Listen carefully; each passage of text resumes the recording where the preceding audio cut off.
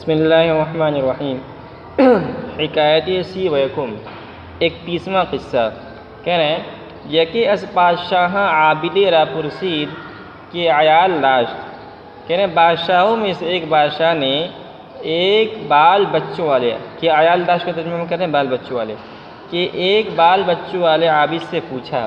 یعنی ایک بادشاہ نے ایک ایسا عابد جس کے بال بچے تھے، 2-4 جتنے بھی ہو رہے ہوں گے بال بچے، اس سے پوچھا۔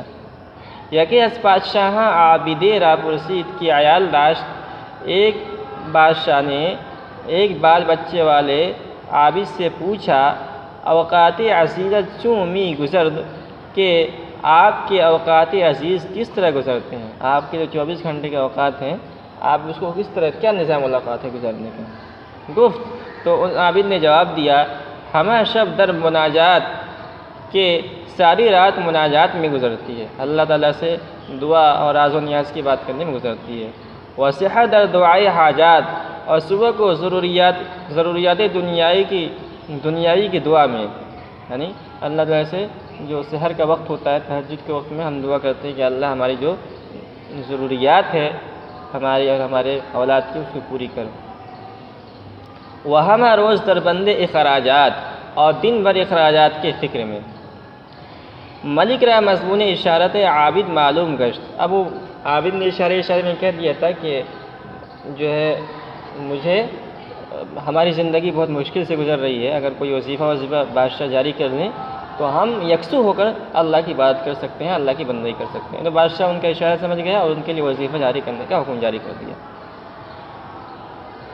ملک را مضمون اشارت عابد معلوم گشت، بادشاہ کو عابد کے اشارے کا مفہوم معلوم ہو گیا۔ فرمود تا وجہ کفافی و معین دارن، اور حکم دیا کہ اس کا وظیفہ مقرر کر دیں۔ تا بار عیال از دل او برخیز، تاکہ اس کے دل سے بال بچوں کے خرچ کی فکر کا بوجھ اٹھ جائے اور وہ یکسو ہو کر عبادت کر سکے۔ اس کے بعد مثنوی ہے اشعار، کہہ رہے اے گرفتار پائے بند عیال، دیگر آزادگی میں بند خیال۔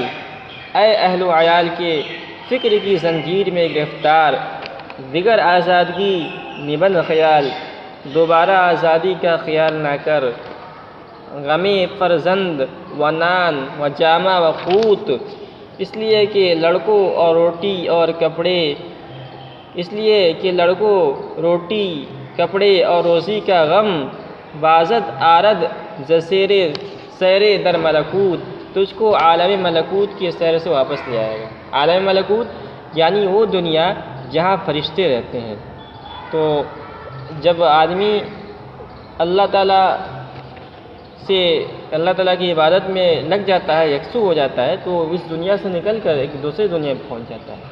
لیکن جب اسی وقت اس کو یہ فکر لاحق ہو جاتی ہے کہ میرے بال بچے ہیں، ان کے لیے میں کہاں سے پہننے کھانے کا کپڑا لے آؤں گا، تو آدمی پھر وہ ایک سوئی چلی جاتی ہے اور آدمی پھر اس دنیا کے اندر آ جاتا ہے اور اسی دنیا کی فکر میں لگ جاتا ہے۔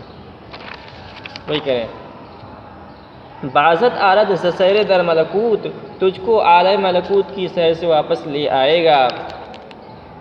ہمہ روز اتفاق میازم، کہہ رہے ہیں دن بھر میں یہ نیت کرتا ہوں کہ بشب با خدائے پردازم، کہ رات کو خدا کی عبادت میں مشغول رہوں گا۔